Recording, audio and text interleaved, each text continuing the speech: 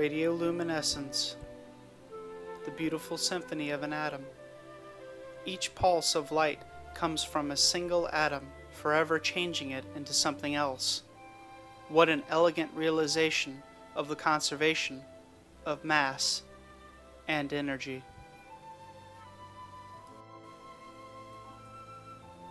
Scintillation means flashing in Latin.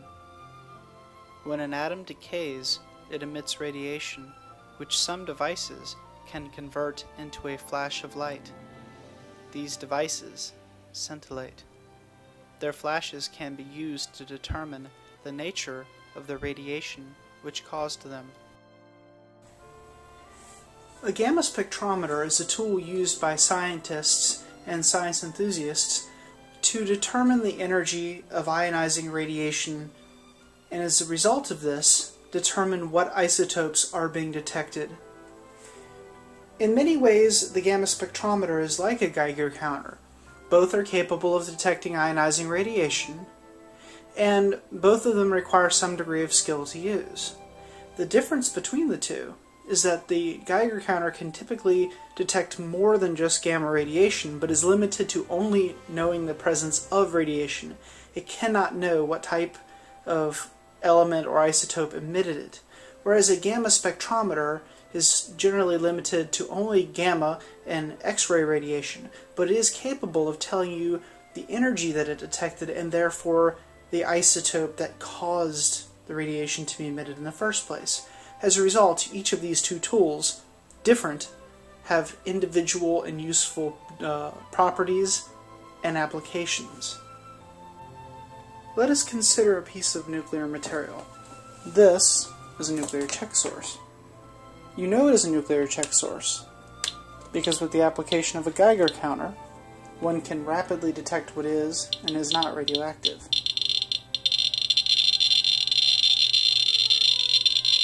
This is the benefit of a Geiger counter. In addition, after removing the radioactive material, I can use the Geiger counter to determine if the area that had the radioactive material is still radioactive. Another benefit of a Geiger counter. A Geiger counter can tell you that something is radioactive. For example, these two bottle caps. But the Geiger counter cannot tell me what makes them radioactive. We can infer some things. For example, we could put a thick piece of aluminum over top each one, and as a result of this, we know that there are gammas coming out of them. Perhaps some very strong beta radiation. We know that any alpha radiation coming out of them is blocked by the very plastic of the bottle cap. These are useful things that the Geiger counter can do for us. But how would we know what isotope is in these?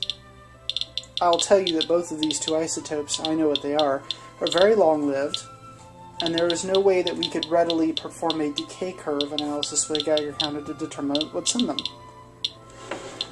Gamma spectroscopy, however, will tell us exactly what's in them. Let's look at a gamma spectrometer. Beneath me is a gamma spectrometer, specifically a scintillation counter gamma spectrometer. As I remove these thick pieces of lead, whose utility I will explain in just a moment, you are able to see that beneath each one of them there is a sample.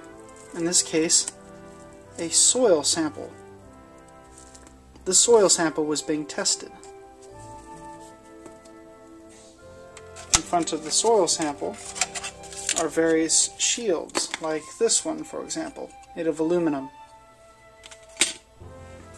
These shields are used to block beta radiation and things that we don't want to see.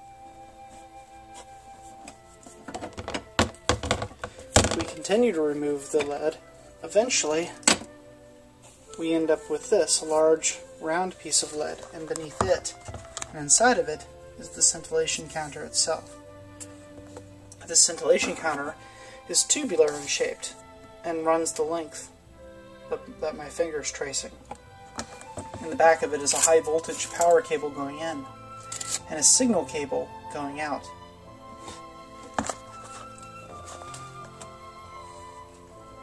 we can examine the way that this unit is able to detect gamma radiation, and even more so, measure the radiation, by examining a computer-aided model of how this works.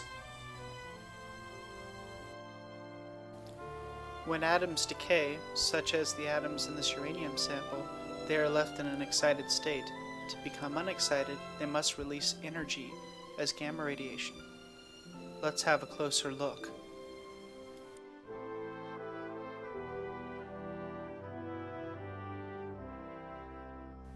To the left is a sample, and to the right is a scintillation detector. Looking inside of the tubular detector, we see that it is made of two pieces.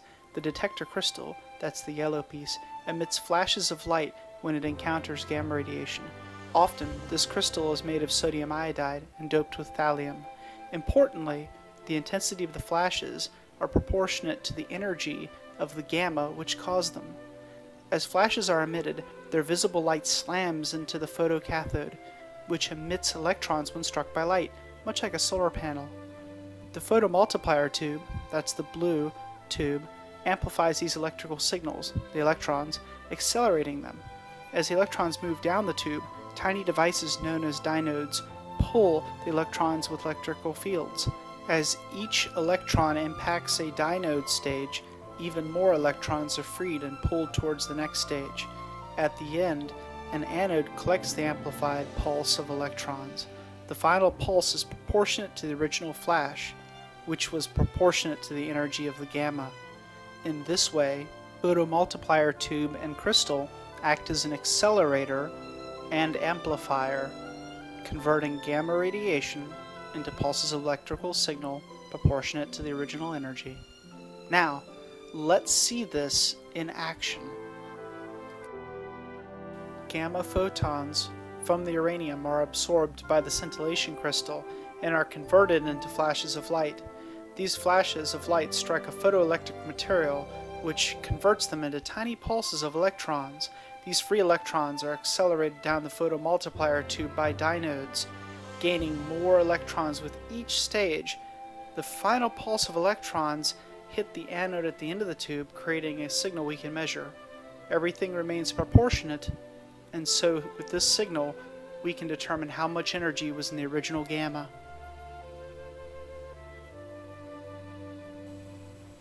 The resulting information is sent to this box.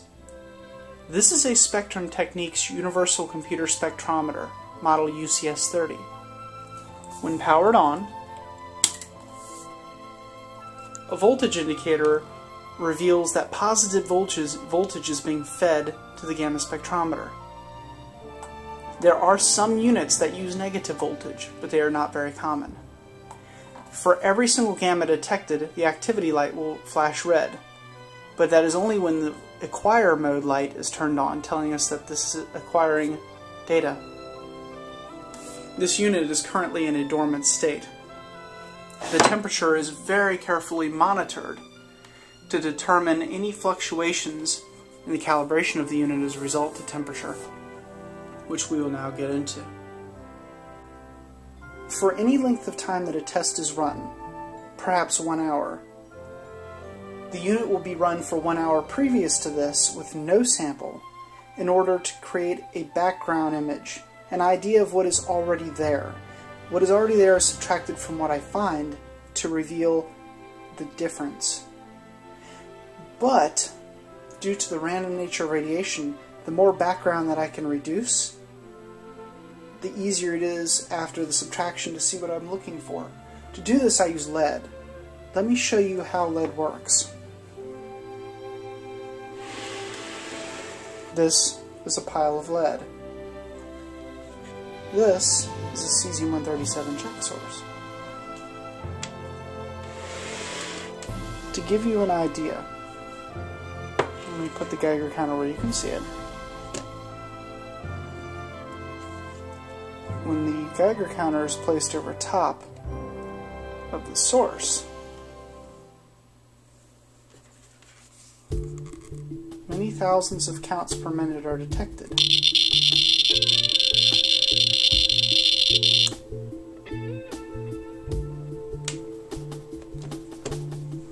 number will continue to grow until the Geiger counter has finally statistically averaged out.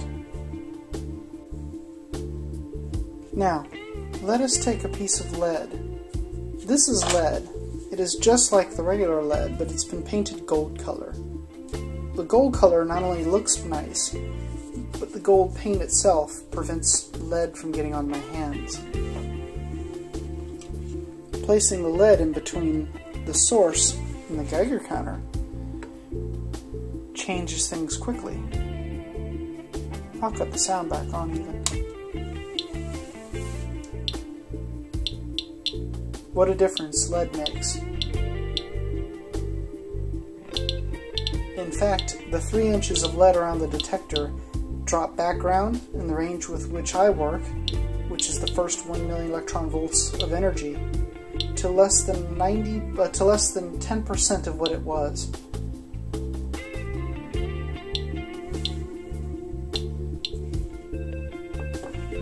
Lead is important.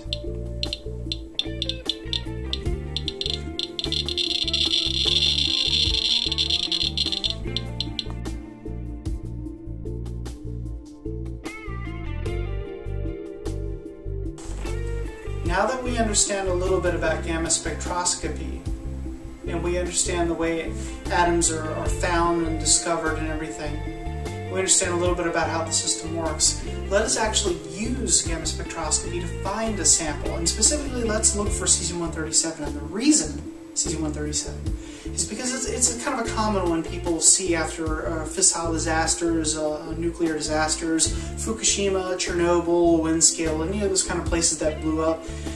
This particular isotope is released, and it's very, very common. It's also a very man-made isotope. You don't find cesium-137 naturally. So it's a good one to find. It's also a reasonably easy one to detect. Now, I have actual samples of it, so I will use the real samples to find it and show you. Before we do this, let me explain a little bit about cesium-137 so that you understand. Cesium-137 is a form of cesium. It has too many neutrons, hence cesium-137 as opposed to regular cesium. Anyway, the neutron count changes. What happens is a neutron changes into a proton. When it does this, the atom decays, but it actually goes down the periodic table of elements. And we're talking about the standard periodic table of elements that most people saw when they were in school. The periodic table of elements that I use actually is the opposite, it goes up. But for the one you used in school, it goes down.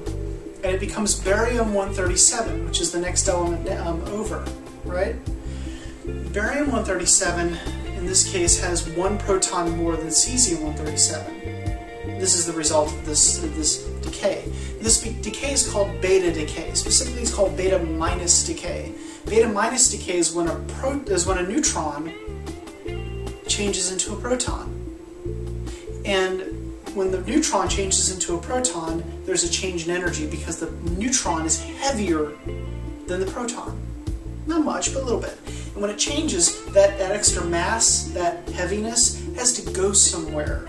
Energy is never destroyed or created, it is merely changed. And so that energy is converted into a new particle which goes speeding off. That ejected particle, in this case, is a beta particle, specifically a beta minus particle. Now, a beta minus particle is like an electron. You can simply say that it is an electron. You could actually have a scientific debate as to whether that's absolutely true or not, but it's an electron. And also a second particle is released at the same time. It's a little tiny one. It's called an electron antineutrino. You're like, what the hell? Antineutrino? Well, an antineutrino, a neutrino is a very, very, very tiny particle. From the perspective of mass, if an electron were this humongous ball of metal, then a neutrino would be like a tiny little BB that you shoot out of a pellet gun. So by comparison of mass, a neutrino is very, very tiny, but it will take some of that energy. Now, the amount of energy that's released when cesium-137 turns to barium-137 is always predictable, but the amount that's divided between the between the neutrino and the electron, that's sort of random. meaning that you never know how much exact amount of beta energy you're going to get from the reaction. Now here's the part where gamma spectroscopy comes into play. When cesium-137 turns into barium-137, sometimes, occasionally, 5–6% of the time, it will turn into straight-up barium-137, a perfect transition. A beta particle is released, a very powerful one. That's the end of it. But most of the time, 90-something% of the time, what will happen is the barium is created, but the electron that shot off, it's a beta emission, is so weak that the barium-137 kind of like gets there, but it's really wobbly, it's unstable, and it's got to bleed off a bunch of that energy. Now, it's not going to decay into anything else, but it has to bleed off that extra energy. How does it do it? It does it by releasing a photon, like light, in this case a gamma ray. And that gamma ray has exactly every single time the same amount of energy. 661.66 kiloelectron volts. Kiloelectron volt is 1,000 electron volts. Same amount every single time. That, of course, hits the crystal, causes the crystal to flash. The intensity of the flash is proportionate to the energy that hit it. That flash of light hits hits the photocathode, producing electrons. The amount of electrons produced is proportionate to the flash of light, which is proportionate to the gamma. Those electrons move up the dynode tree, gaining more and more and more electrons, but still remaining proportionate, and strike the anode at the very, very end, creating a pulse of current, which is then measured. The result of this energy that's measured is then captured, where we can see that we specifically saw a gamma emission from barium-137M. And the only place that would come from is a decay from cesium-137. Now there's a second indicator that we'll look for. There are electrons that are around the atom, and of course these electrons need to become stable. And to become stable, they will drop in energy. And when they drop in energy, that change in energy will cause another photon to be released. That photon will be an X-ray. We will be looking for several of them, primarily right around 32 kiloelectron volts of energy.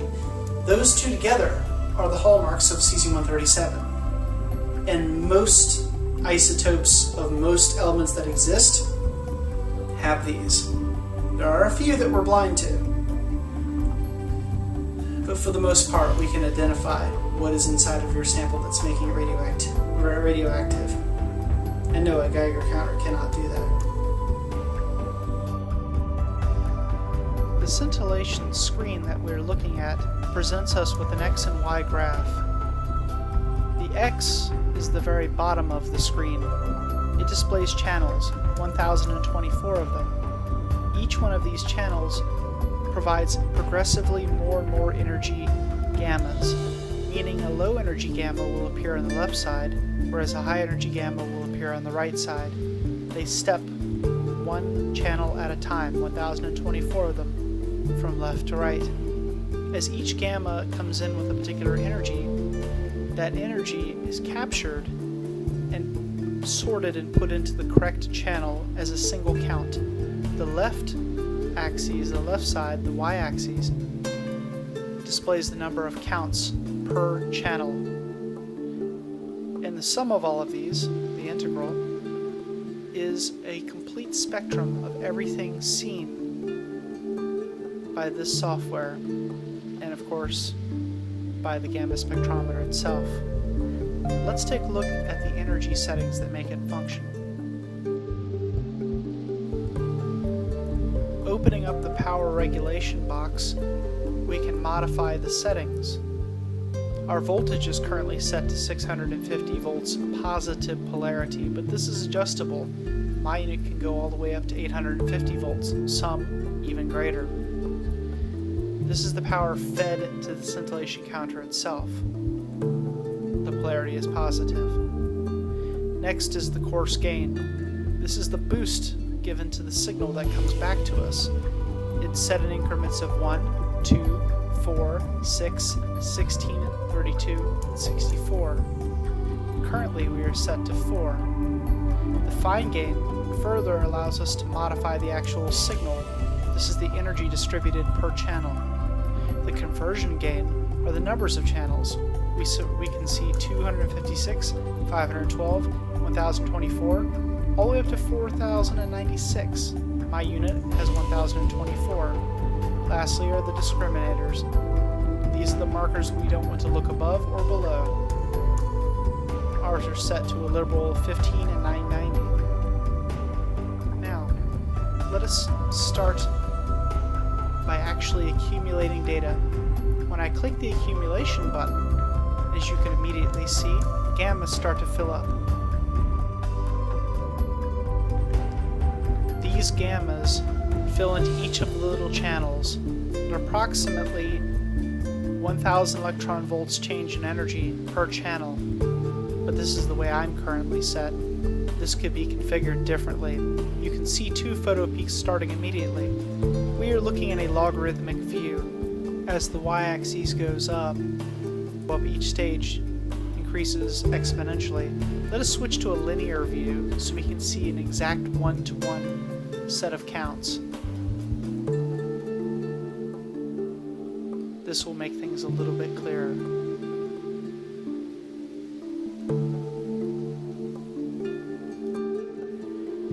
Now, let us calibrate the unit so we truly understand how much energy each channel represents. We have switched back to our linear view, and we are going to modify the linear view until we can get a good idea of just how much energy is in each peak.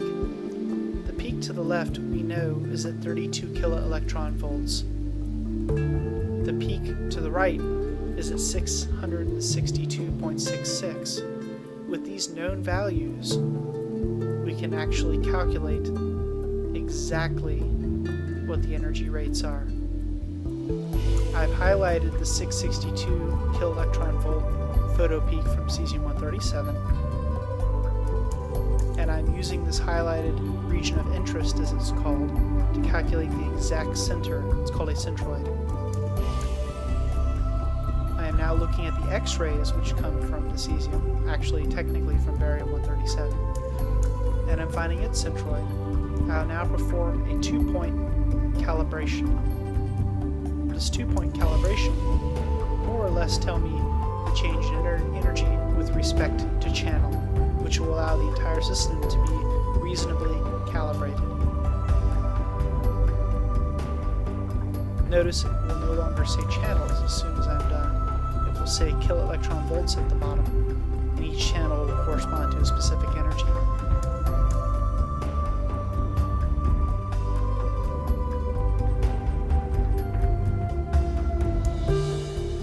We are now calibrated for cesium-137. As you can see, things have changed. With the peak finder software engaged, we can see each of the peaks that the system detects. I will clear the regions of interest and start acquiring data once more. Notice as the data starts to come in, the little gammas are hitting. Numbers start to appear over top of what are potentially photo peaks. These could be energies from what we're detecting.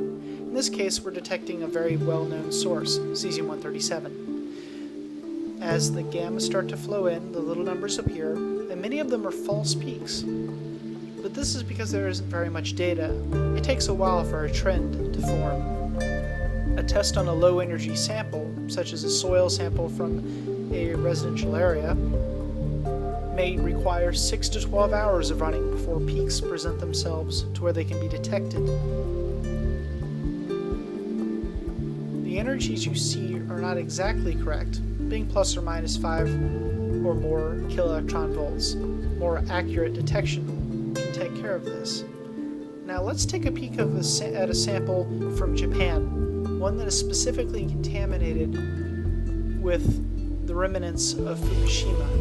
This sample will contain cesium-137 and cesium-134. You'll note that it looks a little bit different than the straight cesium-137 by itself. Let's take a peek.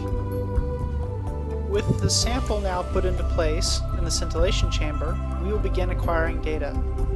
This sample again is from Fukushima, specifically from Kashiwa City, which is featured prominently all over the internet as a well-known hotspot in Japan. The peak finder is already finding peaks.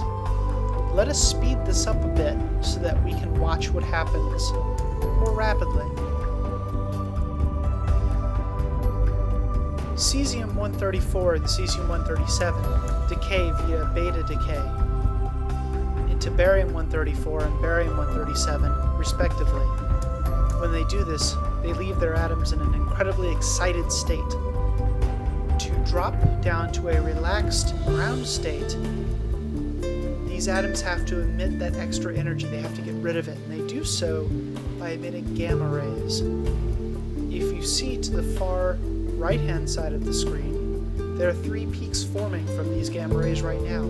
If you were standing in Kashiwa City, many of the various locations that have been tested, you would be hit by these particular gamma rays, and of course the beta radiation that caused them in the first place.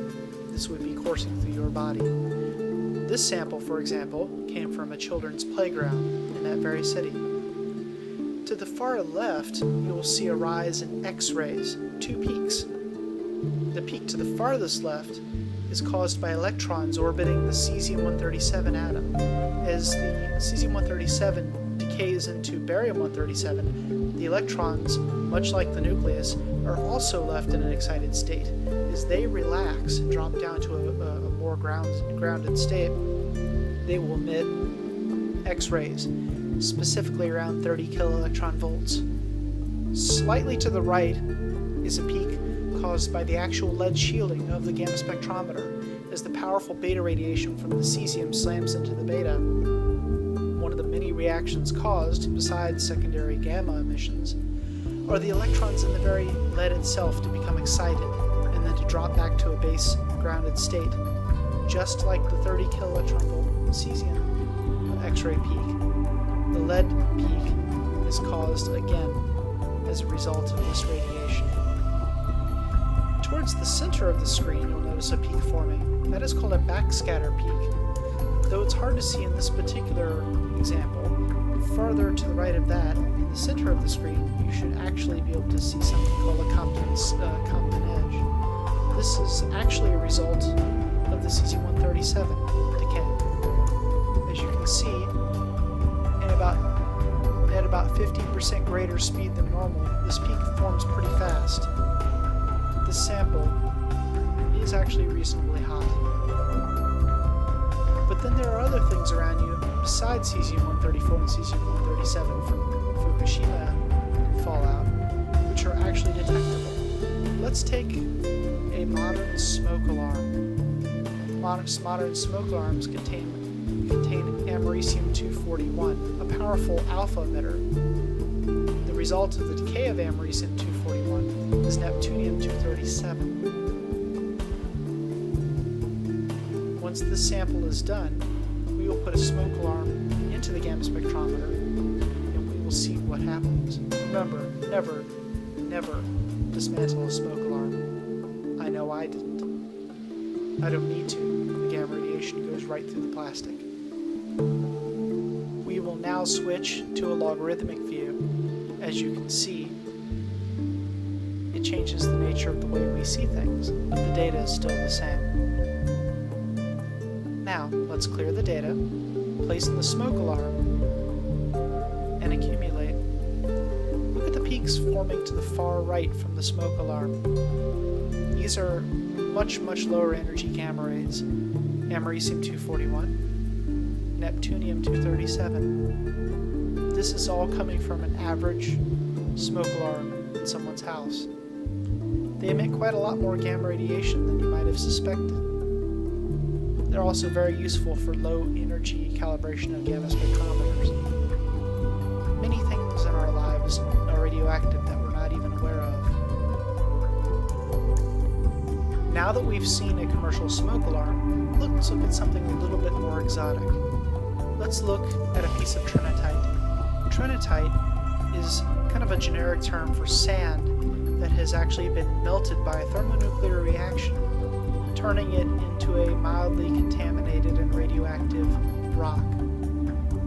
start acquiring new data, this time with a sample of Trinitite in it. I wonder what interesting things it might show us, but let's speed it up because it might take a little while. Gammas now enter the scintillation crystal producing flashes, which are converted to electrical current proportionate to the amount of energy that hit the crystal. Using this technique, we can actually see what is in Trinitite and what makes it radioactive, as opposed to a Geiger counter, which would just tick when it was near the Trinitite. This is a useful function of a Geiger counter, mind you, because it would tell you that your rock sample was radioactive. The scintillator will allow us to actually see what is inside of it. As you can see this forming in time sped up mode, you'll see that there is a peak forming for americium-241, similar to what was in the smoke alarm. And also to the far right, there's even a peak for cesium-137 forming. That, of course, is because cesium-137 is a common fallout product of nuclear disasters. This sort of information is incredibly useful to nuclear physics and cannot be gleaned by ionization detectors, such as an ion chamber or a Geiger counter. There are even more powerful units than this that can become even more accurate than this one is, though the accuracy in this unit is pretty decent. Now let us switch to linear view. From the linear view, behold a thermonuclear reaction. Caught is a gamma spectrum. The spectrum has its own story to tell. We can smooth that data and see that more clearly. We can even revert it back to logarithmic view and smooth it again. Notice the peaks for americium-241. Now let's look at the peak for cesium-137. We'll smooth it again. Right there, the peak for cesium-137. Absolutely apparent to us. Remember those two bottle caps we looked at when we couldn't identify what was in them? Well, let's take a look at what was in the first bottle cap. We start acquiring, and immediately we see a massive and complex peak appear. If we know how much energy each one of these peaks represents, which we do, then we can look them up and realize that this was europium-152. Look at each of the little peaks. Dozens of photo peaks come from europium-152. Everything from 40 kiloelectron volts and 121 kiloelectron volts, all the way up to 964 kiloelectron volts and 1,408 kiloelectron volts. Each one of these energies is documented and well known by science, and many of them put together allow me to really accurately determine that this is what I'm seeing. And as you can see, it's building up in a logarithmic view. If we were to switch this to a linear view, the amount of counts per peak is quite disproportionate. Some of them are drastically higher. Let's take a look. Look at those gammas coming in. They've already overrun the graph, so let's scale this down a little bit so we can actually see them. As we scale them down, it puts things a little bit more into perspective. As you can see, some of these peaks go up tremendously higher than other peaks. This is the reason that the logarithmic and the linear views both exist. This peak is approximately 40.12 kiloelectron volts. The large peak directly to the right of it is 121 kiloelectron volts, and so forth. As we scale them, you can see some of the more hidden peaks that are much lower coming out. And of course, that's the reason for the logarithmic view in the first place. As you can see, it brings all of the peaks out. And we can stop acquiring, because we know what's under the bottle cap. We'll clear this out, and we can place the next bottle cap into place and see what's inside of it. When I click the accumulate button, the spectrum instantly reveals itself. A very powerful one indeed, cesium-137 via barium-137M. There are also some interesting features of the spectrum which are sort of immediately apparent. For starters, the most important one is the barium-137M photo peak right here at 662.66 keV. And of course the X-rays as well from barium-137M. These are from cesium-137 decay. But there's also interesting other things, like this Compton edge and this backscatter peak. these are both detector artifacts that are caused from the powerful cesium-137 peak caused again from barium-137M. Let's switch to a linear view. We'll scale it up a little bit. As you can see, the two photo peaks massively outclass everything else. You can see the backscatter peak, you can see the Compton edge, you can even see the little tiny peak from my detector lead. The second peak over to the right, or to the left rather. This is the result of cesium-137 decaying to barium-137M. The M, by the way, stands for metastable isomer, in case you were curious, meaning that it has too much energy, which it must release as a gamma. But before we're done here, let's look at one more good sample. Let us now look at uranium. Not just any uranium, but a big chunk of uranium. A big chunk of natural uranium from the Moab mine in Utah. We're going to slap this in the detector and see what we get. As uranium decays, it produces many lesser elements called daughters or progeny.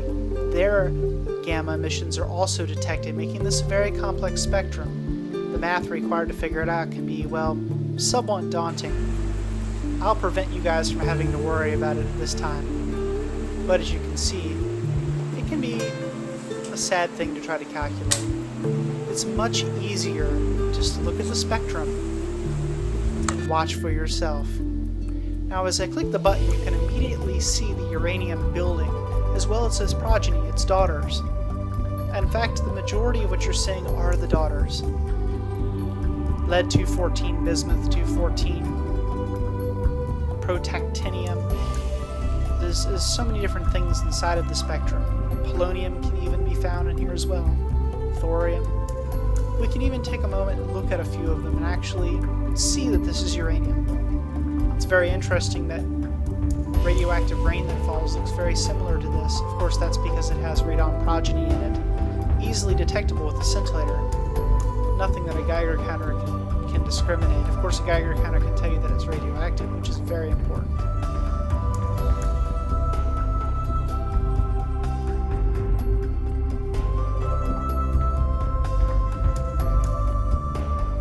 Now, let's take a peek. We'll turn on our peak finder so we can see our peaks. And we'll look at some. That's radium-226. That's lead-214. Lead-214 as well. Another lead-214. That's bismuth-214. And over here is uranium. A very complicated peak. Some uranium-235 can be found right here. The other uranium was 238. Each one of these peaks represents a fingerprint of uranium. Well, natural uranium, if you like. And if we expanded the range that we look at by modifying the coarse gain, we could even see more. The beautiful atom and all of its utter complexities, from beta emissions and gamma rays. The powerful scintillator detects these gammas, producing light, which is then converted to electricity, which is then amplified and finally detected with respect to its energy. Our journey has provided us with the ability to see what is really truly in our environment. Each spectrum that we look at is yet further proof of our ability to see what is inside of the soil, what is inside of the water, what is inside of the air. It's just more information about our environment that we now know as a result of using the proper tools. Geiger counters are good for detecting radiation. Gamma spectroscopy is good for knowing what that radiation is. This has been Tom from anti-proton.com. Thank you for watching.